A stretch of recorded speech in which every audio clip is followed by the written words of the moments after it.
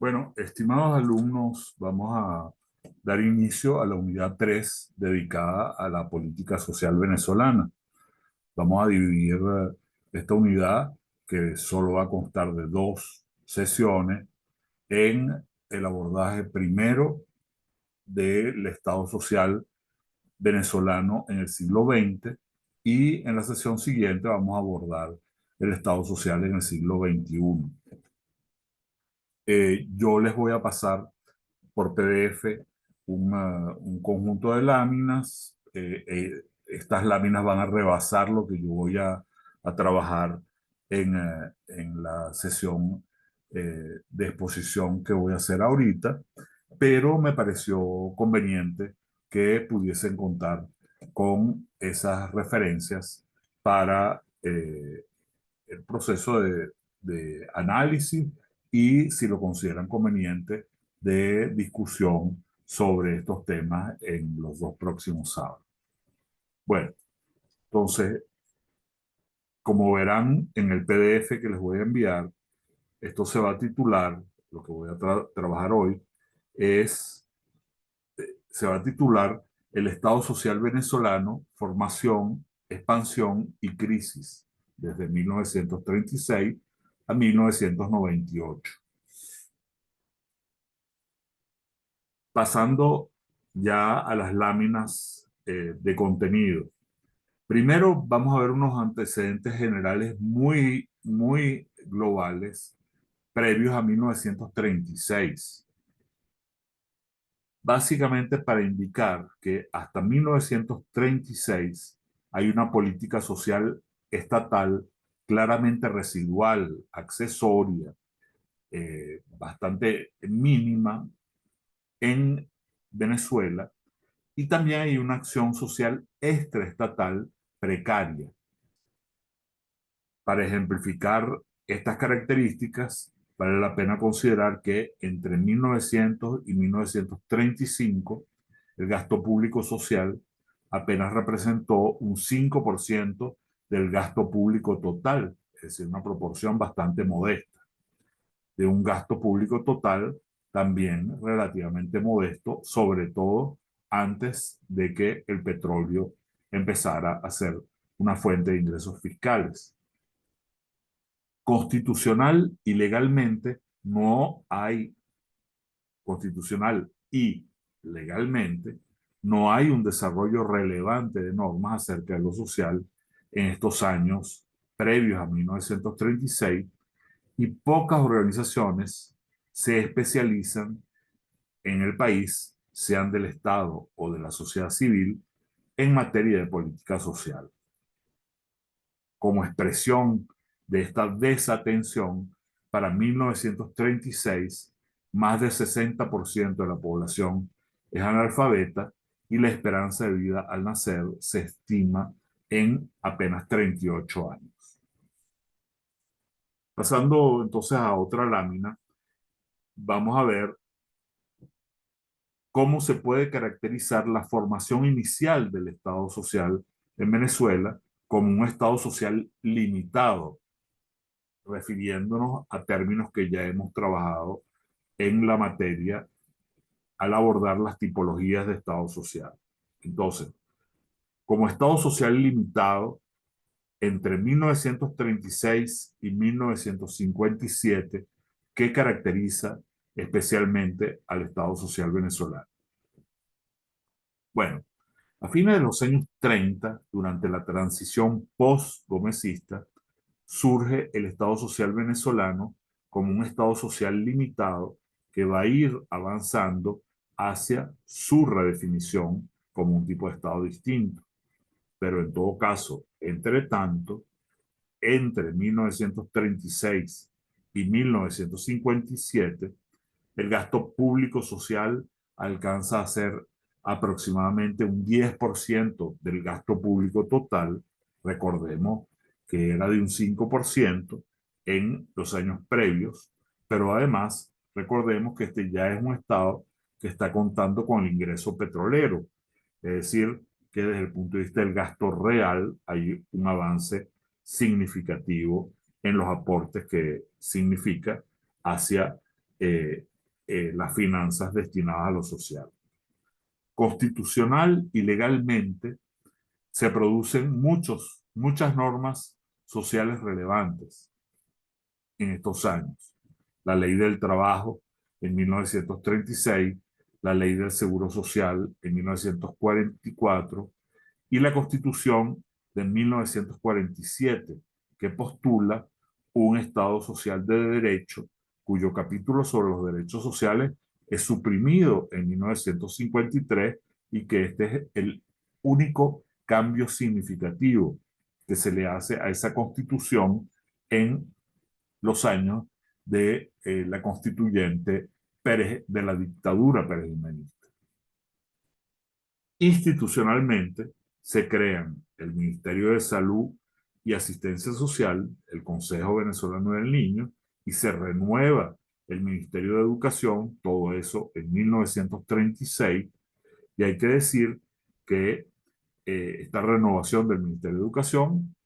proviene de el antiguo Ministerio de Instrucción Pública que fue creado por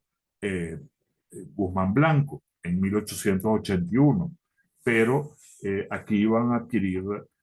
un renovado impulso, como se nota en las cifras de cobertura de las actividades educativas desde el punto de vista público.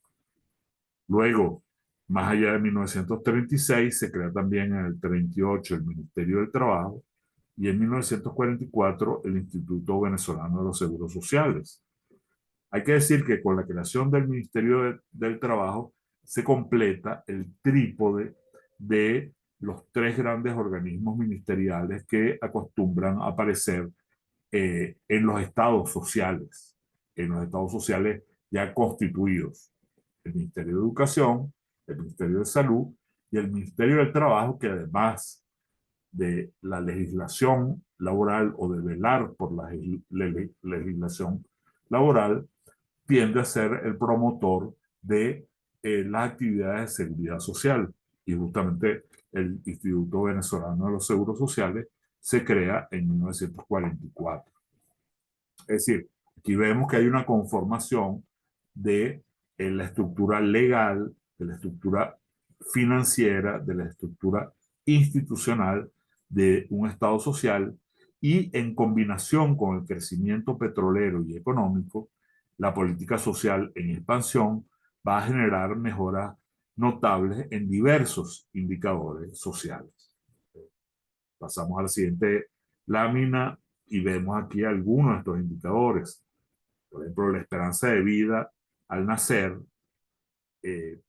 se calcula siempre en años.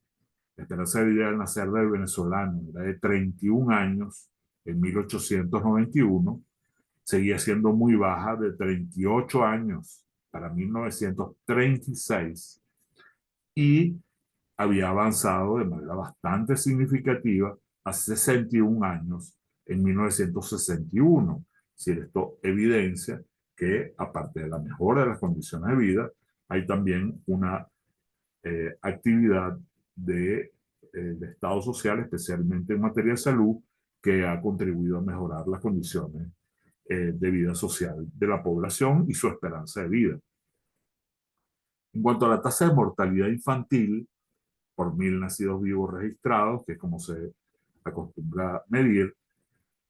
vemos que para 1941 había 121 muertes de niños de menos de un año entre 1.000 nacidos vivos registrados, y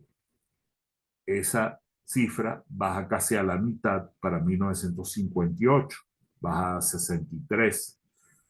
niños, eh, muertes infantiles, 63 muertes infantiles por 1.000 nacidos vivos registrados.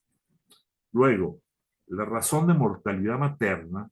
por 100.000 nacidos vivos registrados no tiene un avance tan significativo, pasa de 186 muertes maternas por 100.000 nacidos vivos a 135 en 1958. Sin embargo, es lamentable decir que las cifras recientes en Venezuela hayan vuelto a niveles bastante similares a los que estamos comentando en estas cifras de 1958. En todo caso, hay una mejora que también se percibe en esos años en, en este importante indicador. La tasa de analfabetismo pasa de 73% en 1891 a 62% en 1941, es decir, casi 2/3 de la población es analfabeta, y para 1961 esto se ha reducido a casi 1/3 de la población, 35% de la población es analfabeta, pero hay una disminución bastante considerable de este indicador. Y la tasa de asistencia escolar de la población de 7 a 14 años pasa de ser de 28% en 1936 a 73% en 1961. Es decir, que hay también un avance bastante destacado. Aquí tenemos entonces un mapa de lo que ocurrió con el Estado Social limitado y la formación preliminar del Estado Social. Ahora, en la siguiente lámina vamos a empezar a revisar qué ocurrió con la formación y desarrollo del Estado Social intermedio en Venezuela, Estado Social intermedio o dual, en los términos en que lo plantea Filgueira, el Estado Social intermedio en Venezuela entre 1958 y 78. Y ojo, hay que decir que nosotros no hemos superado el Estado, la categoría de Estado Social intermedio hasta ahora. ¿Okay? Y más bien, en los años más recientes, hemos tenido una involución muy significativa que probablemente nos haya eh, hecho retroceder a la condición de Estado social limitado. Esas son cosas que deben ser debidamente documentadas. En todo caso,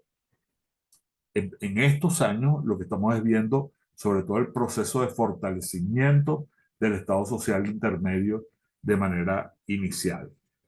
Este estado social intermedio, como pueden ver en esta lámina, en su fase de crecimiento tradicional se desarrolla principalmente entre 1958 y 1978 y se caracteriza por un fortalecimiento del ideario universalista que se expresa particularmente en la Constitución Nacional de 1961, que postula un Estado social de derecho y que además retoma buena parte del texto de la Constitución de 1947 y que a su vez es fuente de abundantes leyes en materia social. Por otro lado, hay una consolidación gradual, pero muy sustancial, del gasto social en el gasto total del gobierno central, o sea, en el gasto público total, que es como se medía en esa época. Eso ha tenido algunos cambios. Pero en todo caso, hay una consolidación gradual, pero sustancial del gasto social en el gasto público total, que pasa de ser del 10% en los años 40, 50, a ser de 25, 30% en los años 60 y 70. Es decir, 25, 30% del gasto se destina a materias sociales en esta nueva fase del Estado Social venezolano. El marco institucional no tiene agregados ministeriales, pero hay una gran expansión de los servicios sociales y eso es muy relevante porque proliferan una gran cantidad de escuelas, liceos, universidades, ambulatorios que frecuentemente han sido menospreciados en la historia eh, sobre los desarrollos que ha sufrido nuestro país en las últimas décadas. Y finalmente hay una importante mejora de indicadores sociales cuyo avance central estará en la educación. Y eso lo vamos a ver después para no detenernos demasiado en este momento en ese dato. Sin embargo, para tener una imagen general, como ustedes podrán ver en la gráfica siguiente, sobre el gasto social como porcentaje del gasto, lo, del gasto total del gobierno central, se ve con claridad que entre 1900 y los años 2000-2012, ya desbordando el periodo que estamos tratando, hay una fuerte tendencia a un crecimiento. ¿Okay? Y ojo, esto es gasto social como porcentaje del gasto total, y si esto lo viéramos en términos de gasto real por habitante, probablemente en varios de estos periodos, por ejemplo, en los años de formación del Estado Social, entre 1936 y 1957, como hubo un volumen de ingresos petroleros tan abundante y creciente, seguramente esta curva seguiría, digamos, disparándose de manera más marcada hacia arriba.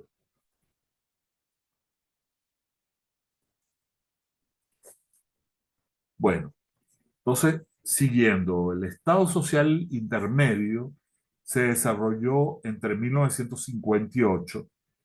y 1978 en el marco de un modelo de desarrollo intervencionista, conocido frecuentemente como un modelo de crecimiento hacia adentro, modelo introvertido, lo han llamado algunos, que se fue generalizando en América Latina como paradigma orientador de las políticas públicas entre la segunda posguerra y los 60 y los años 60. Paradigma que tuvo un carácter particularmente estatista en Venezuela. Y recordemos y entendamos, es decir, la protección que se le dio a las industrias en Venezuela en el modelo sustitutivo de importaciones, se le dio a las industrias privadas en Venezuela, el financiamiento que recibieron por parte del Estado fue particularmente elevado porque había una fuente de recursos petrolera que contribuía mucho a la posibilidad de que el Estado no requiriera eh, recabar ingresos tributarios internos y que además pudiese sobreproteger a los actores privados de la economía, lo cual tuvo unas repercusiones importantes desde el punto de vista de la capacidad de competir cuando los recursos, de competir hacia el exterior, cuando los recursos petroleros empezaron a fallar. Pero bueno, eso ya son temas económicos, pero era una simple mención para entender el contexto. Durante el auge del modelo de crecimiento hacia adentro intervencionista, este había contribuido a logros económicos sociales básicos, como la reducción tendencial de la población en pobreza, especialmente después de cumplirse la fase más crítica de migración rural-urbana. Este modelo estimuló unas expectativas favorables sobre el futuro para el conjunto de la población, la ilusión del progreso y de ascenso universalista para grupos crecientes de la sociedad. Y esto era algo muy vigoroso de un país rural, empobrecido, eh, con grandes precariedades de comienzos del siglo XX, se había ido generando un proceso de avance más o menos colectivo, de mejoras eh, más o menos generalizadas que hacían que las personas pensaran que el futuro iba a ser mejor que el pasado y que además que las nuevas generaciones pensaran que su vida iba a ser mejor que la de sus padres desde el punto de vista socioeconómico. En todo caso, más allá de, digamos, de esta referencia al modelo como conjunto, para sus logros propios, para los logros propios en materia social en campos como el de educación y salud, el Estado social intermedio en proceso de expansión contó con dos premisas. Una, un crecimiento económico empleador, es decir, había crecimiento económico de manera persistente en Venezuela prácticamente desde los años 20 hasta los años 70 de manera más o menos estable. Hubo algunas pequeñas interrupciones, pero hubo un crecimiento económico que producía empleo y que producía empleo no necesariamente formal, pero sí un empleo urbano que era un empleo mejor, de mejores condiciones que el empleo rural tradicional de la población en los años 20. Y también es un crecimiento económico que no solo es empleador, sino que tiene una inflación moderada. Y ambas son fuentes de reducción de la pobreza. Es decir, mejoras de empleo y reducción de la inflación son factores potencialmente que pueden favorecer una reducción de la pobreza según ingreso. Pero además hay un factor muy importante, que es que se amplían los recursos fiscales para el gasto social. Los recursos fiscales, por supuesto, tienen mucho que ver con la fuente petrolera, pero si hay un proceso de crecimiento económico, eso también es un flujo de ingresos potenciales que va a ir alimentando las posibilidades de inversión en materia social. A este último respecto,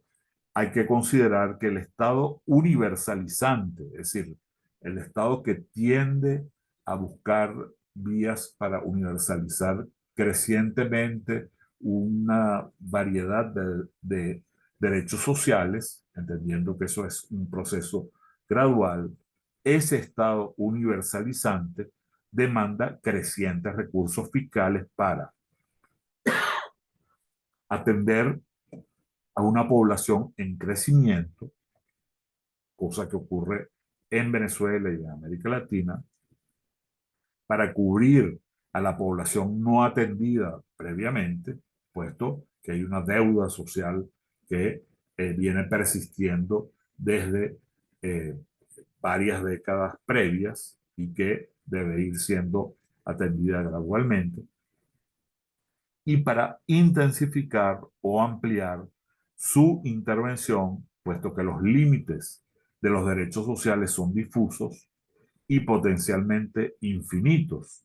Y sobre esto hablamos en algún momento desde el punto de vista conceptual, es decir, los derechos sociales no tienen límites precisos. Los límites se establecen con alguna frecuencia de manera legal. Por ejemplo, pensemos en cómo han evolucionado los derechos en materia de educación, que en muchos casos era hasta el tercer año de educación básica, luego incluyendo los 3 años iniciales de media, luego cubrió toda la educación básica, luego incluye la educación superior y podría seguir evolucionando, y además ha integrado en muchos países a la educación preescolar y hasta maternal, ¿no? Es decir, los derechos sociales van teniendo como adecuaciones, pero además esta ampliación de la intervención de la posibilidad de ampliar las características de la intervención tiene mucho que ver con la calidad de la intervención, ¿okay? Es decir, con la calidad y la equidad, se quiere también que está casi implícita, es decir, cuando se habla de derechos sociales comunes. Es decir, eh, eso implica aumentar la calidad de los servicios y bienes sociales públicos, implica un gasto complementario. Sin embargo, más allá de los avances que habíamos estado comentando anteriormente, a fines de los años 70, que otra lámina que a la que estoy pasando, A fines de los años 70, el Estado social intermedio universalizante entra en crisis junto con el modelo de desarrollo intervencionista que lo había de alguna manera cobijado y financiado. Es una crisis de las premisas económica y fiscal. La idea de que hay un crecimiento empleador y sin inflación y de que hay un crecimiento de los ingresos fiscales. Estas premisas entran en crisis y en ese marco la pobreza crece desde 1978 en nuestro país, en tanto que las disponibilidades fiscales escasean, especialmente hasta 1998, que es casualmente el periodo que estamos tratando. Luego van a haber unas mejoras que privilegiarán a quienes gobiernen desde 1999. Se trata de una crisis, esta crisis del Estado social intermedio es una crisis de productividad, efectividad y calidad del Estado social. Hay un crecimiento desordenado del sector público, precipitado. Por ejemplo, en el periodo de Pérez, al inicio del periodo de Pérez había 500.000 de funcionarios públicos y cuando sale Pérez en 1978, entre 1973 hay el doble de los funcionarios públicos, hay casi 1 millón de funcionarios públicos, pero ese millón de funcionarios públicos además están amparados por la ley de carrera administrativa que preveía que se iba a hacer una selección de los funcionarios públicos por concurso, cosa que nunca se aplicó, pero lo que sí se aplicó por razones comprensibles, pero que tienen sus eh, implicaciones negativas. Se quería generar estabilidad para evitar una politización de los ingresos y despidos de funcionarios públicos, pero como no se aplicó el proceso de selección por concurso, eh, que quedó, digamos, por instrumentarse, las personas que habían entrado o que entraban en la administración pública tenían amplias garantías para no poder ser removidas, porque se suponía que podían ser removidas por motivos políticos. Entonces, el ingreso podía ser por motivos políticos o por motivos personales, pero la remoción no se veía bloqueada o se ha visto con frecuencia bloqueada porque hay una protección marcada y eso ha influido significativamente en la calidad del funcionariado público venezolano. También hay la influencia de grupos de interés particularistas en cada uno de los organismos, fuerzas sindicales que pueden ser muy retrógradas y bloquear eh, modificaciones que puedan ser convenientes, siempre una visión muy cerrada de lo que son sus intereses específicos. Y en definitiva también es una crisis de expectativas. Después de varias décadas de avance, ante la complejidad representada por la crisis del modelo económico, así como por los retos de la globalización y la competitividad. Es decir, una crisis importante de expectativas porque se venía de varias décadas de avance, digamos, tendencialmente continuo, desde los años 20, los años 70. Venezuela fue el país que más creció en América Latina, el país, se quiere, que más prosperó desde el punto de vista económico y en buena medida también desde el punto de vista social. Éramos un país, estábamos entre los países particularmente pobres de América Latina, a nivel de Nicaragua y de otros países que han sido tradicionalmente muy pobres. Y Venezuela tuvo un avance muy sustancial, por supuesto, remolcado por el efecto petrolero, pero se crea entonces una crisis muy severa de expectativas por las dificultades que plantea, oye, cambiar un modelo económico, si es que hubiese que cambiarlo, pero todo indicaba que sí, que el modelo económico estatista, intervencionista, particularmente intenso que había tenido Venezuela, no daba para más y que depender de una manera tan marcada del petróleo y de los ingresos petroleros nos planteaba una vulnerabilidad muy especial. Bueno, yo voy a parar esta grabación aquí y después agregaré una grabación complementaria sobre la crisis del Estado Social Internet.